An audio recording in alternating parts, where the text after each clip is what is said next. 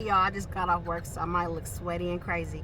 But let me tell you what just happened to me. It's story time. It ain't even story time day. I usually do story times on Friday.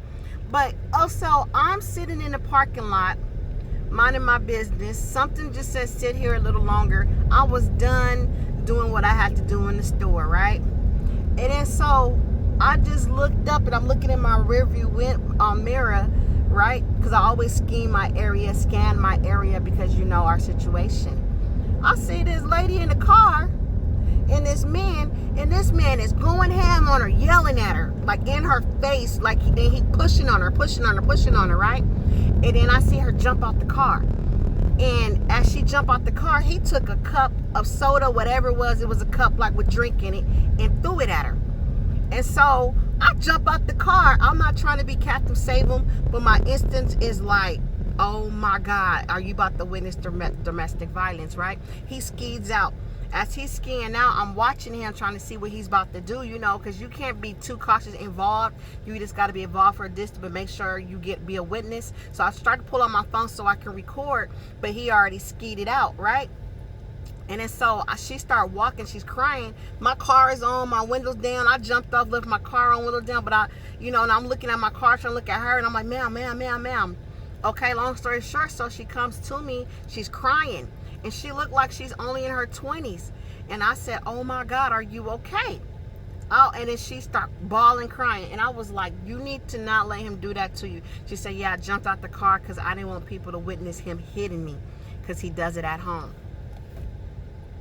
I said, you need to get out. And she said, to make it on top of that, that's my car that he took.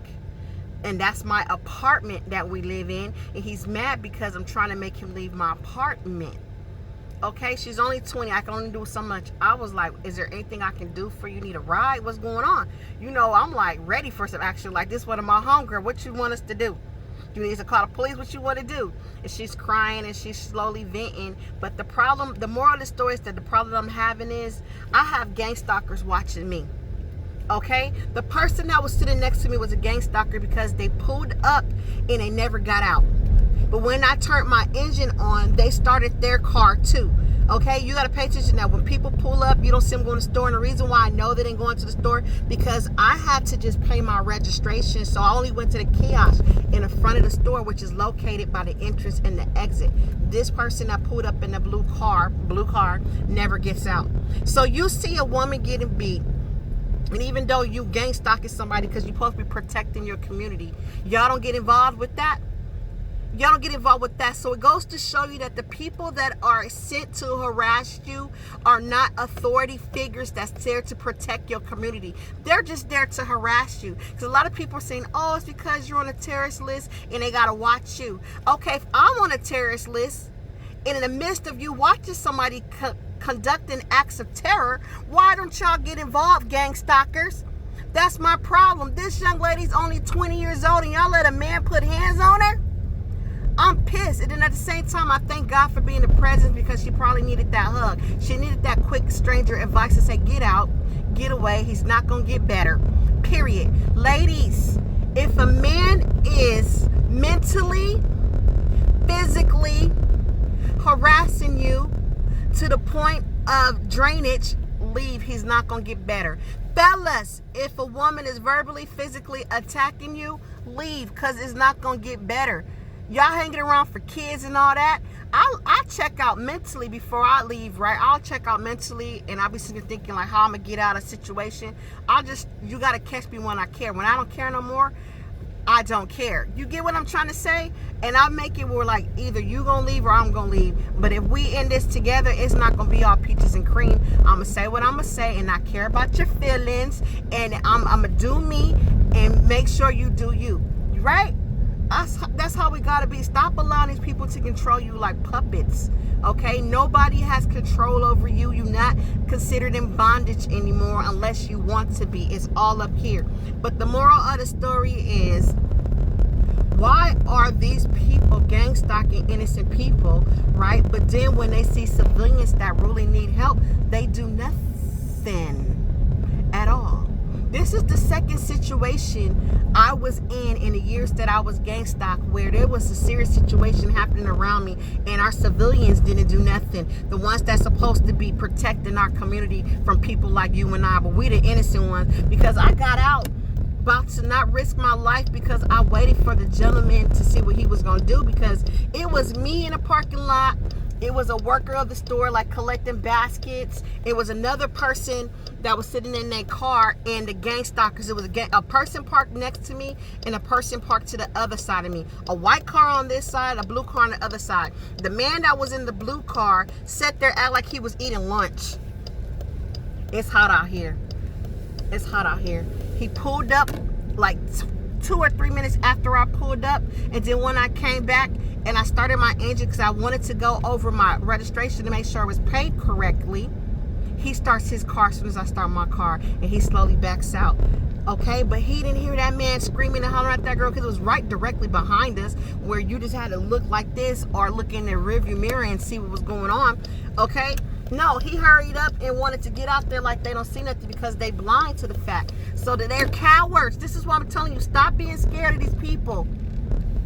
Stop being scared of these people that are following and harassing, because they're cowards. They are demonic entities, happy to see demonic things take place in a world where it's good versus evil. Because if that person was a good, genuine person that's really saying, I'm going to follow this girl because I want to protect my community, that was a chance right there to protect someone in the community. No, that's not what they're doing, y'all. These people are harassing you because somebody don't hate you for who you are. You've been put on the list because they hate you. They know you're not a target. They know you're not a target, not a terrorist. They know that. This is 100% proof that these people know that you're not a terrorist. Because me, let's change the shape. If I was a gang stalker, people's like, yeah, you gotta watch this person because they're doing harm to people and it's tearing up our community. And if this happened to me and I'm in the midst of watching so-called my target and something happening right then and there, oh, buddy, let me call the police, because I know y'all got me watching this lady as a target, but there's some other stuff going down that y'all need to come help with ASAP. This was a young girl. She looked like she was in her 20s. Nobody came to her aid but me. It's like 10 of y'all in the parking lot. So y'all really gonna sit there and act like I'm the only one who's seen that? Why I'm the only one that's seen that? There was a man parked right in front of her car, where I know he got a good view because his windshield was parked according to her windshield. I'm seeing through the back window, where you know when you see something through the back window, you don't get a clear picture. He's parked right across from her, sitting in his car waiting for his pickup, whatever. You know how you do like pickup? And did nothing. Didn't blink, didn't get out the car, didn't roll the window down to say, are you okay? Nothing. And then as the grocery man that came from the store walking to collect car, he calls him to the car. You think he said, can you go check on that girl? Because I don't want to be in that business, but nothing. And they looking at me talking to her. That's it. But they care about the community. I'm going to close it on that, but I really wanted y'all to hear this story time, because a lot of people that's being targeted is scared. Like, I don't want to go outside because they're targeting me. They might attack me. These people are, I want to cuss because I'm pissed, effing cowards. And I'm more mad of them not helping her. Like, use my targeting to help somebody else. Because I had situations, I'm going to leave it at this. I like to talk because I'm like angry, where I was being targeted, okay? In the midst of the targeted stuff went down, and you did have some of the gang stalkers get involved and help, because those are the ones that put in it because they are being lied to. But the ones that sit there and don't do nothing, they just don't care about life. Those people are put in here just because they know they want to get a little coin. They're not really here to help society. They just signed up for the program to get their money. That's it. They're not really caring about society. They just said, oh, they got a job opening to follow people around.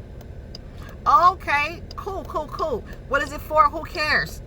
Right? Then you got some people like, I got to follow somebody around. Why? What's going on? What? That's crazy. I'm going to make sure they're not going to attack nobody else. If I see something, they want to be superheroes. So they really do be trying to save their community because they really feel that that's their duty. But other than that, y'all, stop being scared of these people, because these people don't even, where I grew up, they say they don't bust the grape. That's the terms we use when the priests, that they do all this and act all hard, but they don't do anything. We use the word, they don't even bust a grape. That's what we say in the, I don't know if you say the hood, the community, whatever you want to call it. But y'all, once again, PSA, it's time to get out, to get separated, because nobody deserves a mental health breakdown. Nobody deserves to be physically assaulted. I don't care how old you are, how much you love them. I don't care if you got kids by that person. If somebody mentally is draining you, get the hell on before it turns physical. Period. All right, talk to y'all later. I just really had to share that with y'all because it's bothering me. She made me want to go back and drive in the location to make sure she's okay, because she didn't have no phone or nothing. And I told her, I said, I know it's hard to trust a stranger, but sometimes God send people your way to talk to you, you know. And I told her like some personal business of mine to let her reassure her, like, you're not alone. Like, man, it's been times where I had to walk away where I didn't want to because I felt like, you know, insecurity or something like that, or you feel like I can't make it without this person. That's when she broke it down. Like, no, that's my apartment and that's my car. Then boo, you need to go. I want to see this man's face so bad. I just saw the back of his head, you know, because he got out of Dodge so quick. It's so sad that, you know, men are willing to put hands on a female. Like, that sucks, you know. And I said, you know why he's doing it? Because you allowing him. I promise you, if you fight back. And if I'm not saying physical, use your words, whatever, because, you know, I wouldn't advise a woman to go against a man, because they are stronger than women by nature. Some are, but man, I will fight to the finish. There's too much stuff around, girl. Pick up a brick, do whatever you gotta do to protect yourself for any means necessary. And that's my PSA. And I'm not promoting no violence or anything like that. I'm promoting self-awareness and how to protect yourself, because you don't deserve to be slapped up across your head over a verbal conversation. When somebody talking to me and they yelling and being aggressive and spitting and trying to get up in my face, I don't respond. And then they get mad at someone, why you not responding? You hear me talking to you? I really don't, because as soon as you start elevating your voice, I learned to block you out. And I refuse to engage in an aggressive conversation. We can talk. Anybody can talk. And, you know, and it's like people be trying to push my buttons by saying slick shit. Ooh, excuse me, I cuss. Slick stuff. Like, I had this lady say, move. And she posted, when we start telling people to move nowadays, and you a manager, she said, move. Like, telling me to move out the way. And it's sad because I had a consumer with me, right? And the consumer said, did she just tell me to move? I don't like that. And instead of me trying to agree with this consumer to make this consumer mad, I said she probably didn't mean it because she's having a bad day. And I think she's anxious, but everybody don't have manners. So we're going to overlook it. But if she tells you or me move again, I will be there to help you address the situation, because you deserve to have respect just like you have to give respect. You got to also receive respect, right? And so I tell my partner, I'm like, wow, this lady just told me to move. And she looked at me. You see, me, I already had got into it with this person at work and had to tell them how to respect me. And so I think they feel some type of way, because they was like, oh, I'm sorry, I didn't mean to do that to you, I didn't mean to do that. And so they trying to push the button, because they probably, you know, people like to lie on you and I and say that you're the problem or this the problem. So they're going to do stuff when nobody's around to make you go off, so it looks like, see, it's just her. So if I would have yelled at this lady, like, who you talking to? Why you tell me to move out of, they would have been like, what? Oh, I didn't know I told you to move. I'm sorry. They play that. I apologize. I'm sorry. I didn't mean it. But it makes you look like the aggressor. It makes you look like the crazy person, because you're quick to go off for every little thing. So me, I start stacking them up like bricks.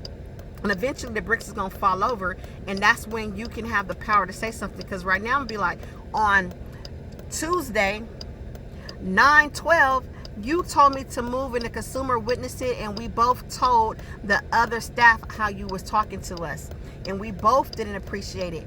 And the crazy part is the consumer brought it up before I can even say anything. I just ignored it and left it alone, right? Okay, so that's how you do it. So it's going to be documented. And then when they do something else, it's going to be documented. Strike 3 is on and cracking. Now, me and you got to come into the office and let's talk, period, with a manager and a witness, because these people will play you, cuss you out. And then when you react to how they're treating you, they're going to play victim. And because you already have so-called a rap sheet of being crazy or being aggressive, it flips on you. So that's how I was handling that. Let me get off of here because I'm going to keep going. I don't want to keep going. All right. Bye.